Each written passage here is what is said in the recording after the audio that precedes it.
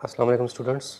अभी हम जो टॉपिक स्टडी करने को जा रहे हैं दैट इज़ टॉर्क और मोमेंट ऑफ फोर्स। ये दोनों एक ही चीज़ के दो मुख्तलिफ नाम हैं।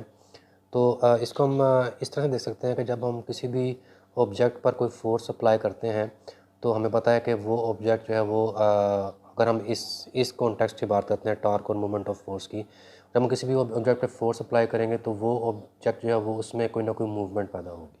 वो मूवमेंट जो है वो सर्कुलर भी हो सकती है, वो मूवमेंट जो है वो एक लीनियर मूवमेंट भी हो सकती है।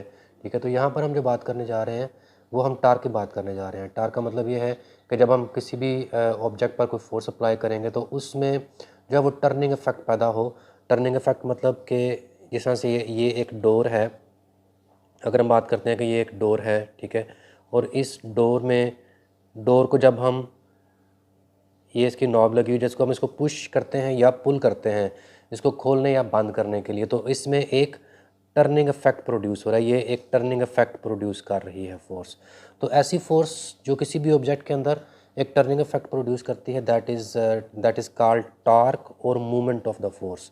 इसको हम मूवमेंट समटाइम्स मूवमेंट भी बोलते हैं, ठीक है। और मीन्स कि कोई भी ऐसी जो है ऑब्जेक्ट जिसके अंदर फोर्स की वजह से कोई टर्न या रोटेशन या वो घूमती है फोर्स अप्लाई करने की वजह से, तो वो उसमें क्या प्रोड्यूस हुआ, उसमें टार्क या मूवमेंट ऑफ फोर्स प्रोड्यूस हुआ। इसकी एग्जांपल तो मैंने आप लोगों को एक दे दी है डोर वाली, कि डोर को जब हम पुश या पुल करते हैं क्लोज़ या ओपन करने के लिए तो उसमें टर्निंग इफेक्ट पैदा हो रहा है। इसी तरह ये जो नॉब होती है इसको जब हम घुमाते हैं तो उसमें भी टर्निंग इफेक्ट प्रोड्यूस हो रहा है। हमने उस पर फोर्स लगाई तो इस तरह हाथों से उसको घुमाया, फोर्स अप्लाई किया तो उसमें टर्निंग इफेक्ट प्रोड्यूस हुआ। इसके अलावा जो टैप होती है जो हमारे वॉशरूम्स के अंदर जो टैप है उसके ऊपर जो कॉक होता है, स्टॉप कॉक, उसको जब हम घुमाते हैं फिंगर्स के ज़रिए से तो वो भी क्या है, उसमें भी टर्निंग इफेक्ट प्रोड्यूस हो रहा है। अगर हम एक स्क्रू ड्राइवर से कोई स्क्रू ओपन या क्लोज़ करते हैं तो स्क्रू ड्राइवर है वो भी, उसमें भी टर्निंग इफेक्ट प्रोड्यूस हो रहा है, ठीक है। इस तरह हमारे इर्द गिर्द और बहुत सारी ऐसी एग्जांपल्स हैं कि जो हम देख सकते हैं कि जिसमें हम जब उस चीज़ पर फोर्स अप्लाई करते हैं तो उसमें कोई टर्निंग इफेक्ट प्रोड्यूस होता है।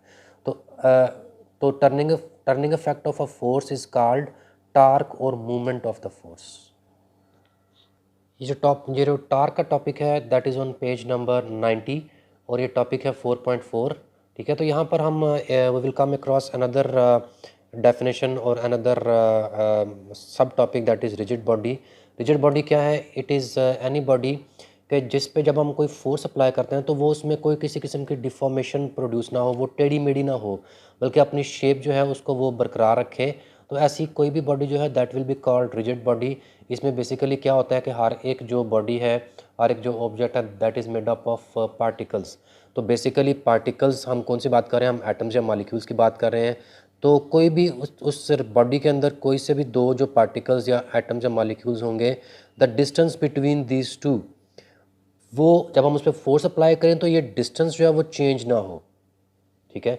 तो जिसकी वजह से ऑब्वियसली क्या होता है कि जब ये डिस्टेंस चेंज नहीं होता फोर्स अप्लाई करने की वजह से, तो फिर जो है वो ऑब्जेक्ट जो है दैट रिटेन्स इट्स शेप, वो इसकी शेप बरकरार रहती है। तो ऐसी कोई भी ऑब्जेक्ट, ऐसी कोई भी बॉडी जिस पर हम कोई फोर्स अप्लाई करते हैं तो वो डिफॉर्म नहीं होती, that is called a rigid body.